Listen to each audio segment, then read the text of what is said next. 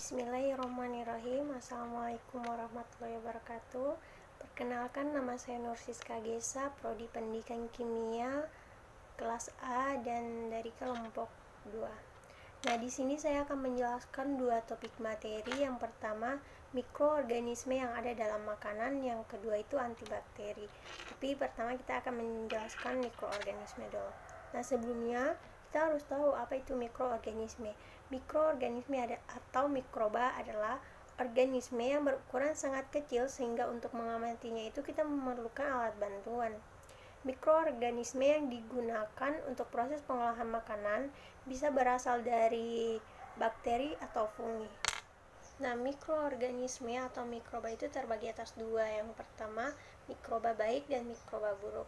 Mikroba baik sambil contoh Lactobacillus. Lactobacillus merupakan jenis kelompok bakteri baik atau probiotik yang paling umum ditemukan. Kita dapat menemukan bakteri ini dalam yogurt atau makanan lain yang sudah difermentasi. Nah, keuntungannya itu yang pertama, membersihkan sistem pencernaan, yang kedua membantu proses penyerapan makanan, yang ketiga memperkuat daya tahan tubuh, yang keempat mencegah eksim, yang kelima mengurangi intoleransi taksono. Selanjutnya mikroorganisme atau mikroba buruk. Nah, di sini saya ambil contoh itu Salmonella. Salmonella merupakan kelompok mikroba yang terdapat pada daging mentah, telur, dan sayuran yang belum dicuci. Nah, infeksi salmonellosis ini bisa menyebabkan gejala diare, demam, sakit perut, sakit kepala. Itu bisa berlangsung sekitar 4-7 hari. Nah, infeksi ini juga bisa lebih serius jika menjangkiti orang usia senja dan orang yang dengan kondisi penyakit kronis. Nah, itulah pembahasan dari topik yang pertama, yaitu mikroorganisme dalam makanan. Nah, selanjutnya saya akan membahas topik yang kedua, yaitu antibiotik. Antibiotik merupakan senyawa kimia yang dihasilkan oleh mikroorganisme dan dapat menghambat atau membunuh mikroorganisme lain. Perkembangan antibiotik sebagai zat untuk pengobatan penyakit infeksi lebih banyak mempengaruhi penggunaan obat dibandingkan dengan perkembangan antibiotik sendiri. Manfaat dari antibiotik yaitu untuk menekan atau menghentikan perkembangan bakteri atau mikroorganisme berbahaya yang ada di dalam tubuh. Manfaat antibiotik yang sering digunakan yaitu untuk mencegah terjadinya infeksi luka.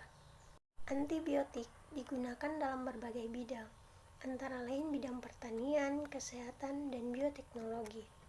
Dalam penggunaan bagi manusia, jumlah masing-masing antibiotik sudah ditentukan oleh banyaknya dan lamanya penggunaannya. Hal tersebut dimaksudkan agar bakteri yang ingin dibunuh tidak kebal terhadap antibiotik yang diberikan. Karena itu, ketika meminum semua antibiotik yang diberikan harus dihabiskan. Jika tidak, bakteri yang menjadi sasaran akan kebal terhadap antibiotik. Dan apabila itu terjadi, manfaat antibiotik untuk membunuh bakteri malah bisa mengakibatkan penyakit tak kunjung usai atau sembuh, walaupun pasien sudah diberikan berbagai macam obat. Baik, selanjutnya ada 3 golongan obat antibiotik. Yang pertama, beta-lactam, yaitu antibiotik amoxicillin yang dapat menghambat pertumbuhan bakteri Staphylococcus aureus dengan kategori tingkat resistensi intermediate. Yang kedua, obat antibiotik golongan fluoroquinolone, yaitu antibiotik ciprofloxacin dapat menghambat pertumbuhan bakteri Staphylococcus aureus dengan kategori tingkat resistensi yang sensitif. Yang ketiga, obat antibiotik ciprofloxacin lebih sensitif dan efektif dibandingkan obat antibiotik amoxicillin dalam menghambat pertumbuhan bakteri Staphylococcus aureus. Mungkin itu saja yang dapat saya jelaskan dari materi mikroorganisme dalam makanan dan antibakteri. Jika ada kekurangan mohon dimaafkan. Wabillahi taufiq wa hidayah. Wassalamualaikum warahmatullahi wabarakatuh.